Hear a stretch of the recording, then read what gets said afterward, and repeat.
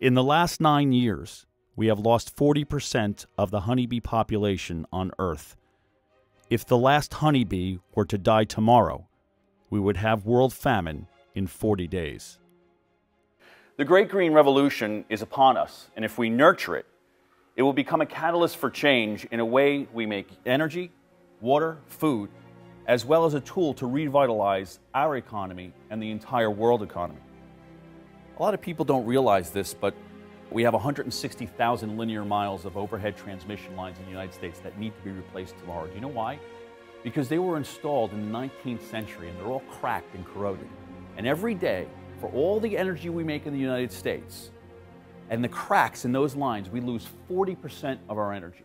So now you have the fossil fuel industry saying we don't need renewable energy, our power grid is just fine. But they are arcing out that energy all day long. It's wasted energy, and we, the ratepayers, are paying for it. And in the state of New Jersey, there are 3 joint military installations: Fort Dix for the Army, Earl Naval Station, and McGuire Air Force Base, where the Hindenburg actually crashed. Superstorm Sandy brought the power down for Fort Dix for 5 days, brought it down for 3 weeks at Earl, and McGuire Air Force Base was down for almost 5 weeks. We passed legislation that stated that energy was such a national security issue here in the United States that every military installation in the United States needed to now be powered by renewable energy and off the power grid by 2021. We have the technology of the sun, which every single second that the sun shines, every second, it generates enough power to power every person on Earth for the next 9 million years, every second. If we have the intellect to harness the power of that sun and store it in a battery technology, why are we not moving there now? We have reached the tipping point.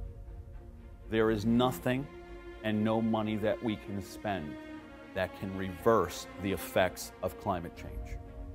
All we can do now is educate about an adaptation of humankind living on a different Earth.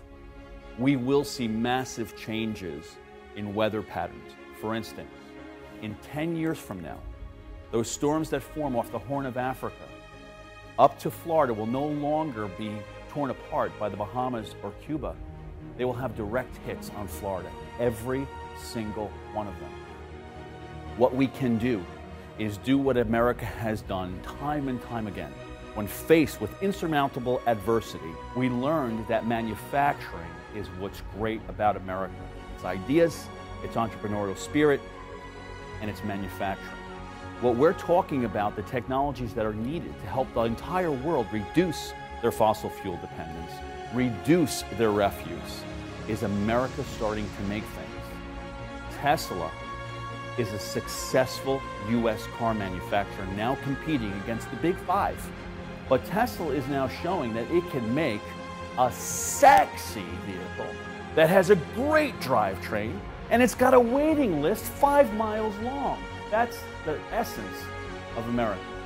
It will actually be you that will be the changers of this world.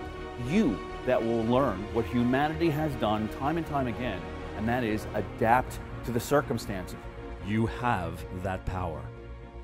Thomas Jefferson said, over 225 years ago, every generation needs a revolution. I welcome you all to the Great Green Revolution.